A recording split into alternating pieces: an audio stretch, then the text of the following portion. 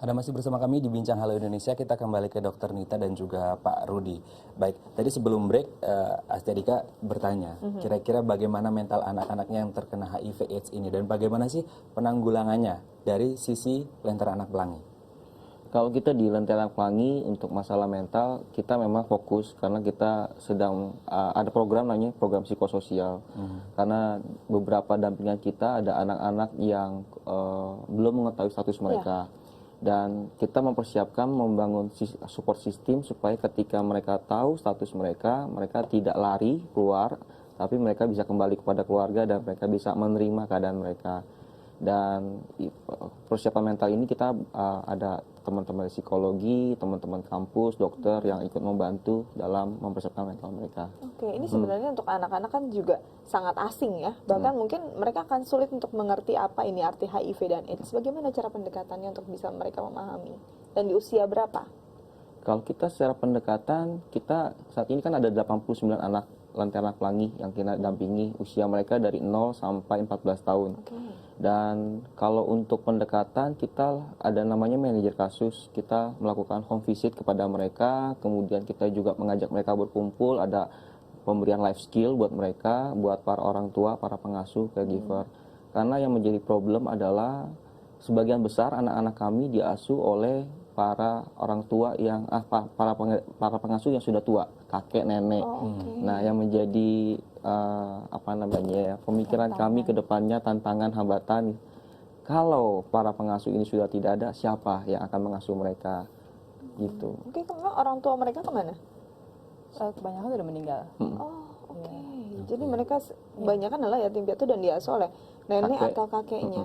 Nah, ini juga kan perlu pendampingan juga nih kepada nenek atau kakeknya. Mungkin mereka juga sangat awam ya. Mungkin bagaimana, Dok? Untuk mereka itu makanya kita ngadain satu program yang namanya KDS, Kelompok Dukungan Sebaya. Jadi di program itu kita memberdayakan mereka, kita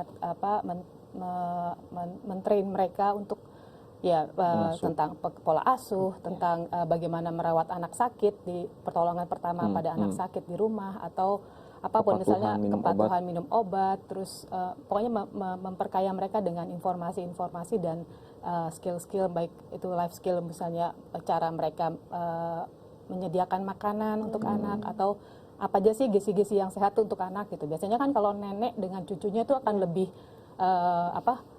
longgar gitu kan, cucu minta apapun dikasih gitu, nggak tanpa ini kayak gitu-gitunya kita jadi memang ada pendampingannya juga. Dan ini sebenarnya anak-anak walaupun dengan HIV/AIDS mereka punya hak untuk bahagia. Dan kita lihat dulu tayangan berikut ini.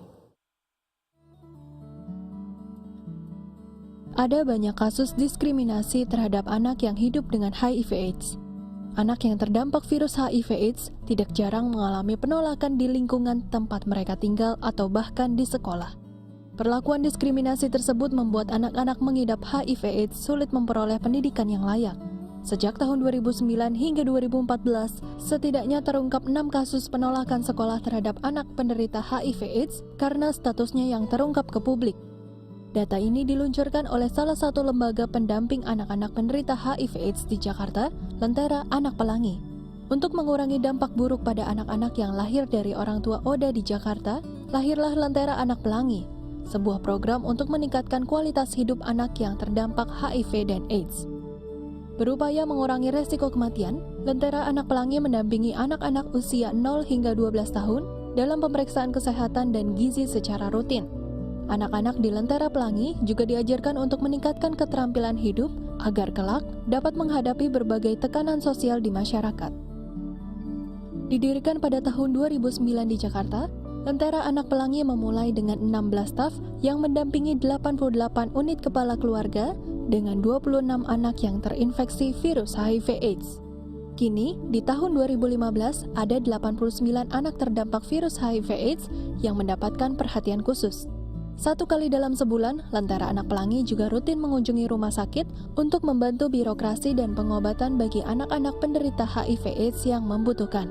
Dengan prinsip bahwa anak-anak juga berhak bahagia di masa kecilnya, Lentera Anak Pelangi berupaya akan terus mendampingi anak-anak penderita HIV/AIDS hingga mereka mengerti sepenuhnya mengenai kondisi tubuh mereka. Ya, kita lihat mereka anak-anak punya hak bahagia, tapi tidak hanya melawan sakit, tapi juga melawan stigma. Ya. Apa yang dilakukan Lentera Anak Pelangi untuk memperjuangkan hak mereka? Contoh kasus terakhir waktu anak kami, salah satu anak dampingan kami ditolak di sekolah. Jadi kami langsung datang melakukan advokasi. Kami juga minta Dinas Pendidikan untuk turun ke lapangan, KPAP Provinsi DKI Jakarta juga turun, Dinas Kesehatan juga turun.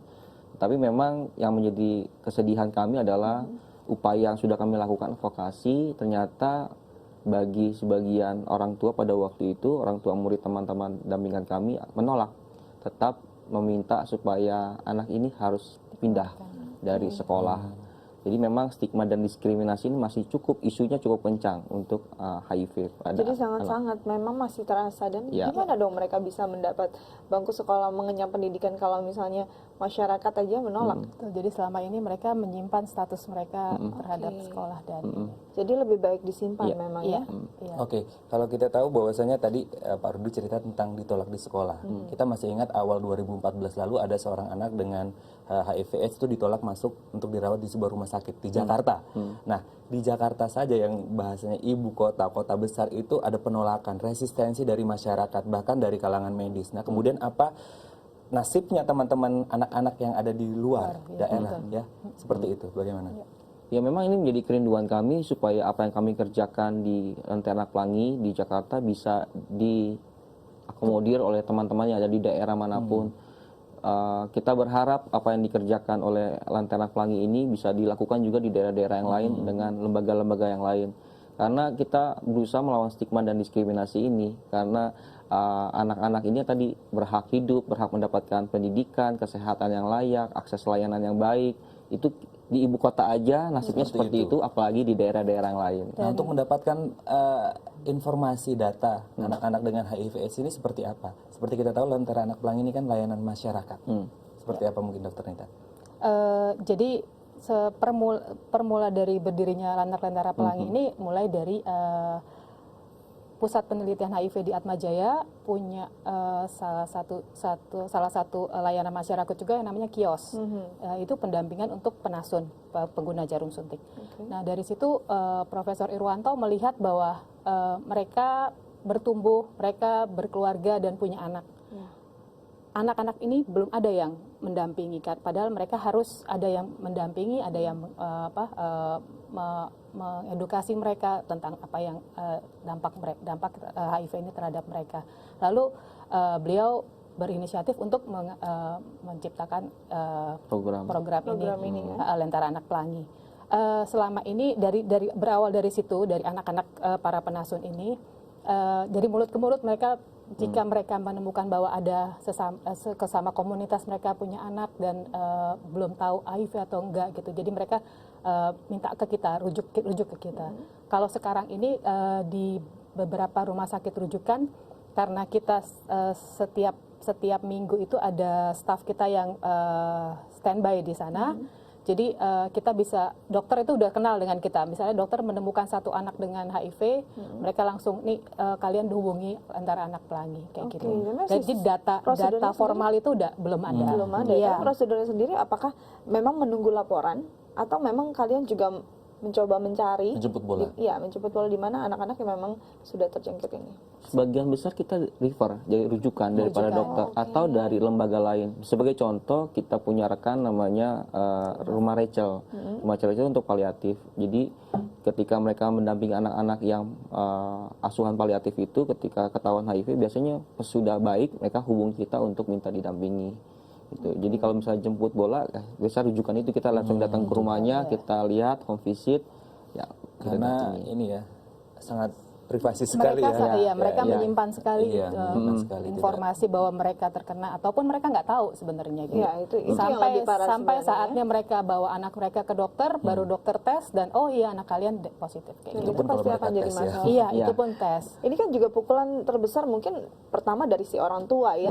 Itu bagaimana? Apakah mereka juga mengalami depresi yang luar biasa saat mengetahui anaknya pun akhirnya tertular? Pastinya itu untuk orang tua itu kan udah ada program namanya VCT ya. Ya. VCT itu ada konselingnya, ada pendampingan untuk mereka. Oke, kalau kita berbicara tentang VCT, ada sebuah laporan dari WHO yang menyatakan bahwasanya tingkat VCT di Indonesia itu hanya 0,4% dibanding dengan Kamboja itu 78% dan Vietnam 39%. Sejauh itukah kita tertinggal dari negara-negara lain? Karena stigma. Jadi kita cara kita advokasi dan penjemputan bola dengan kami kan besar di Universitas Kampus Atmajaya.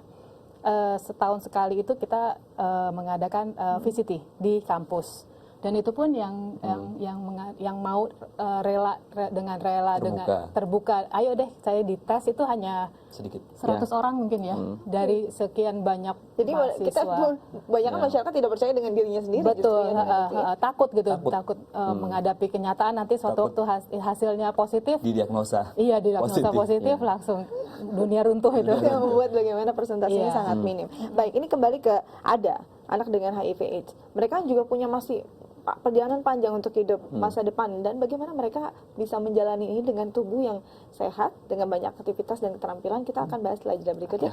Tetap bersama kami di Halo Indonesia.